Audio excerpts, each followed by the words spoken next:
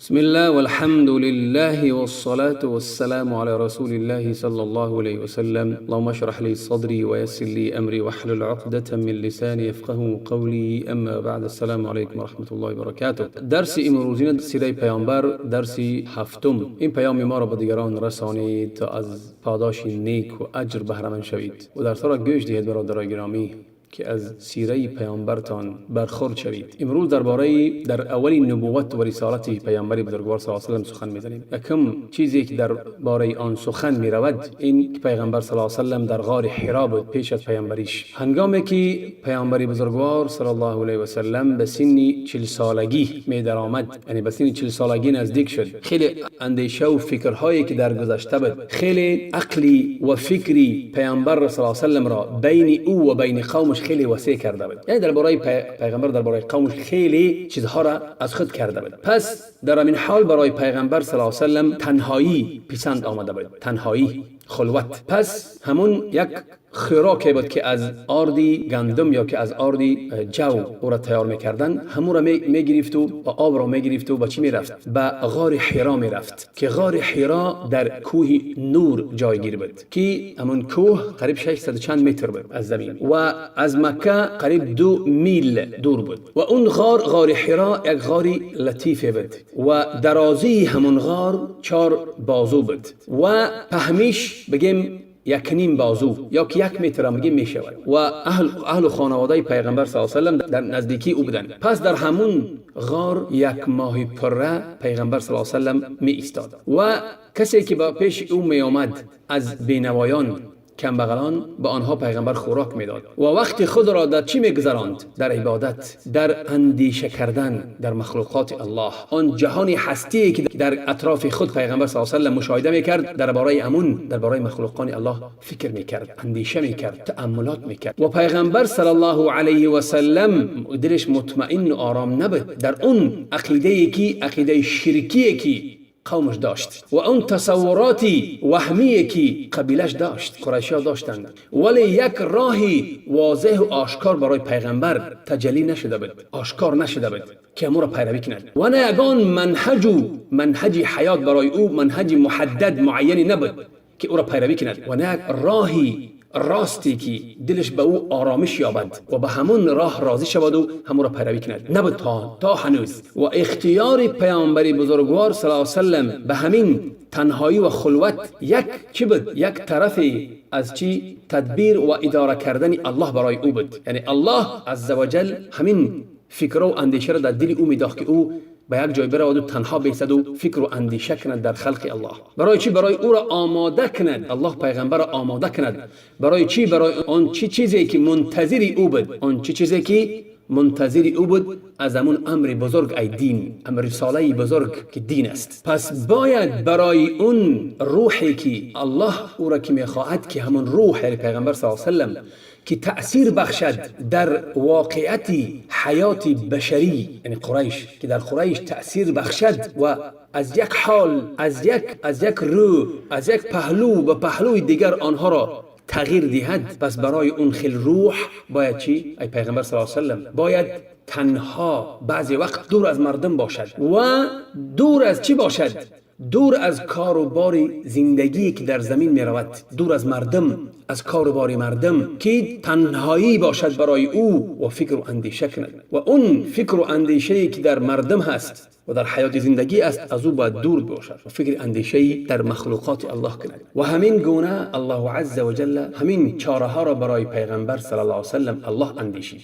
در حالی که او را آماده می کرد برای چی؟ برای بدوش گرفتنی امانتی بزرگی، امانت دین اسلام و تغییر دادن روی زمین، این مردم روی زمین، عقیده‌شون تغییر دادن از یک حال به حال دیگر. همین چاره ها را الله عز و جل و همین تدبیر برای پیغمبر صلی الله علیه و سلم الله عز و جل عطا فرمود که تنها ایستد، خلوت اختیار کند، پیش از عهدهدارش کند و پیغمبری به 3 سال. هنگامی که پیغمبر صلی الله علیه و سلم به همین خلوت و تنهایی که از مردم جدا که میرفت 1 ماه می ایستاد، 3 سال 1 ماهی از مردم جدا می ایستاد، در خلوت بود. در چی بود؟ در عبادت و در چی؟ در تفکر و اندیشه در مخلوقات الله و اندیشه کند، تدبر کند، فکر کند آن چیزی که پس از این وجود است، از غیب غیبی که پنهان است برای او، درباره اون غیبی که برای او پنهان است، درباره او اندیشه کند، حتی که وقتی همون دانستنی همون غیب برای او شود با او چگونه معامله کند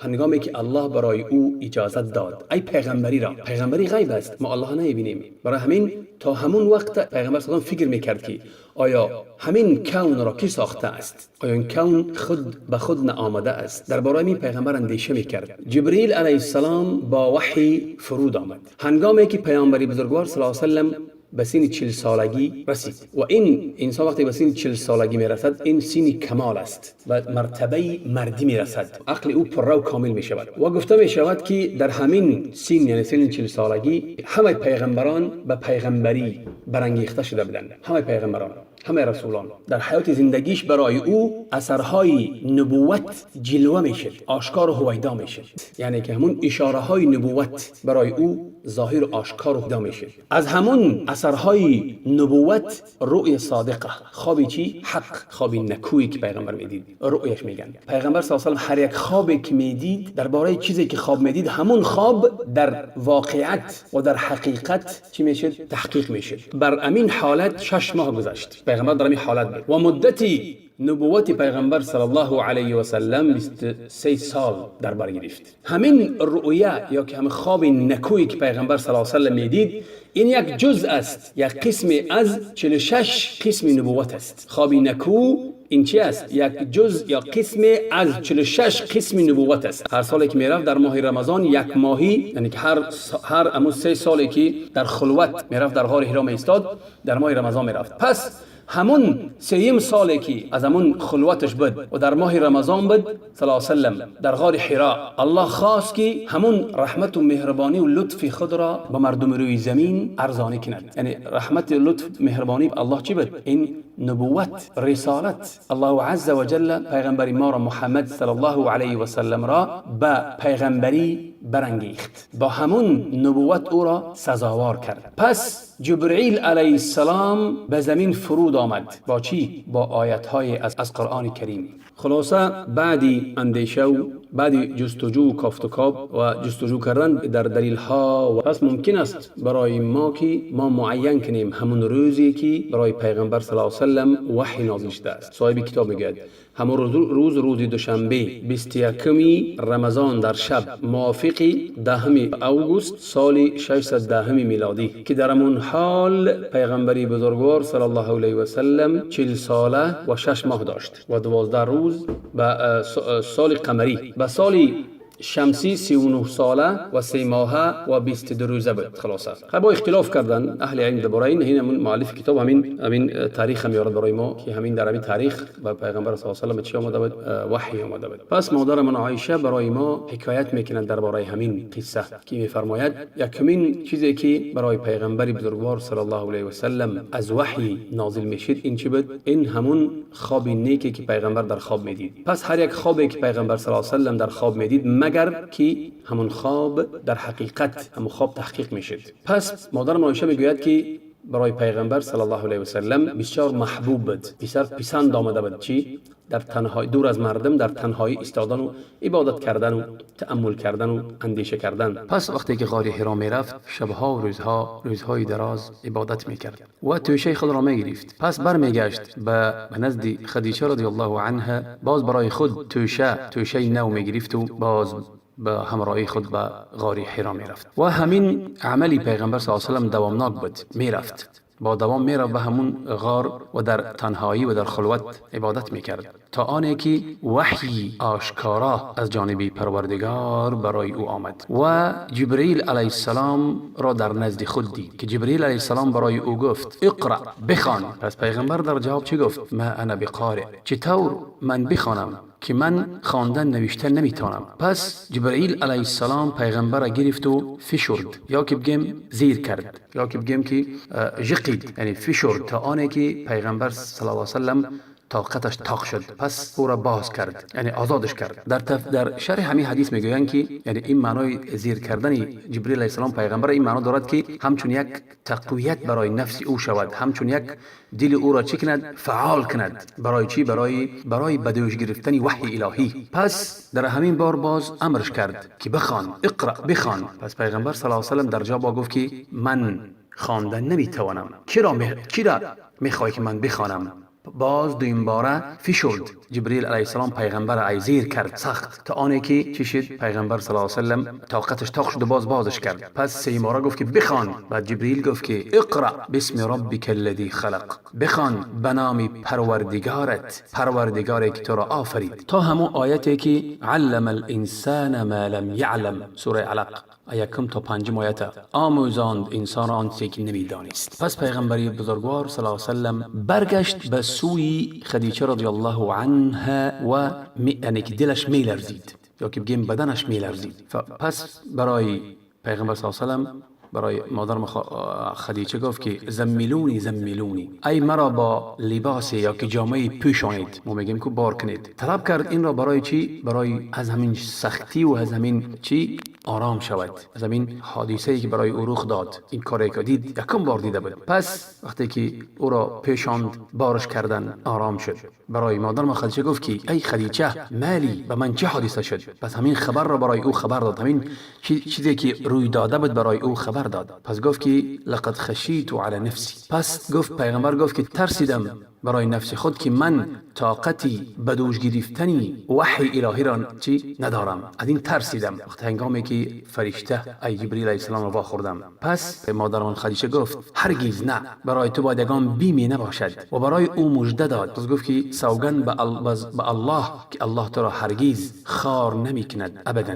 پس گفت که والله انک لتصل الرحم، یعنی که در حال پیغمبر را دلبرداری کرد. گفت که تو هر آینه به الله قسم که تو مردی هستی که خیش تبارداری میکنی، سخن راست میگویی. و تحمل کل اون انسان ضعیف سست که دیگر راهی ندارد، بینوا هست، تو او را به دوش خود میگیری، او را کمک میکنی که یگان راهی ندارد او. و تکسب المعدوم، و میدهی برای اون مردمانی که آنها هیچ چیز نمییابند، در نزد دیگران هیچ چیز نمییابند و تو به آنها را کمک میکنی. و تقرئ الضیف، و مهمان نوازی میکنی، مهمانداری میکنی وقتی که مهمان آمد. و تعین علی نوائب الحق، ای کمک میکنی چه حادثه ای که برای مردم شد، تو مردم در برای حادثه چه حادثه نباشد، حادثه خیر یا که بدی، خیر باشد یا که بدی باشد، هم در خیر همراهی آنها هستی و هم در بدی آنها دست کمک دراز میکنی. پس همراهی او پیغمبر صلی الله علیه و سلم را گرفت و همراهی پیغمبر صلی الله علیه و سلم به نزد کی آورد؟ به نزد ورقه ابن نوفل،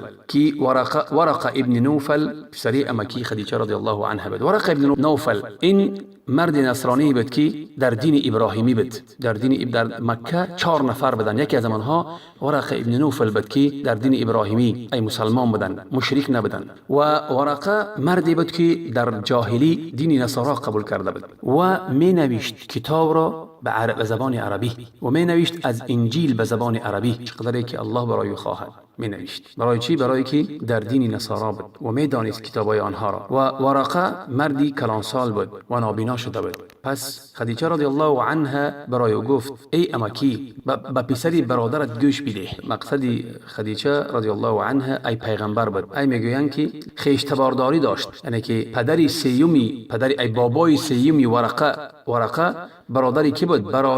برادر به بابی 4 رسول اکرم صلی الله علیه و سلم. برام گفتش که پسری برادرت گوش بده، ای به پیغمبر گوش بده که چی میگوید. پس پیغمبری بزرگوار صلی الله علیه و سلم به ورقه ابن نوفل آنچه را که دید، آنچه که برای رخ داد حکایت کرد. پس ورقه برای او گفت هذا الناموس، و یا ناموس میگفتند، گفت این ناموس است. ناموس ای جبریل ناموس میگفتند، اون ناموسی که به موسی فرود می آمد، ای جبریل علیه السلام به موسی فرود می آمد. بعد گفت که لیتنی فیها جذعا، ای کاش که من در مدتی نبوت و پیغمبری و دعوتی تو جوان مرد پر قوت باشم. چرا؟ یعنی جوان باشم که تو را دستگیری کنم. کاش که زنده باشم در اون حالی که تو را قومت از مکه تو را میراند، خارج میکند. پس پیغمبر صلی الله علیه و سلم در حیرت ماند، گفت که ام مخرجی هم، آیا قوم مرا از مکه بیرون میکند، خارج میکند، میراند. پس ورقه گفت که بله، کدام مردی که به همون چیزی که تو آمدی به همان بیاید، یعنی وحی از آسمان، مگر او را چی قومش اذیت میدهند و با او دشمنی میکنند. ای اگر من دریافت کنم همون وقتی نبوتی تو را، ای وقتی که زنده باشم، در هم وقتی که تو دعوتی تو منتشر می شود و تو را میخواهند که از چی بیرون کنن، از مکه قومت براند و میخواهم که تو را کمک کنم، نصرت دهم. نصر چی؟ کمکی قوی دستگیری کنم و تو را نصرت دهم و یاری کنم، یاری خیلی پرقوت. پس ورقه ابن نوفل وفات کرد.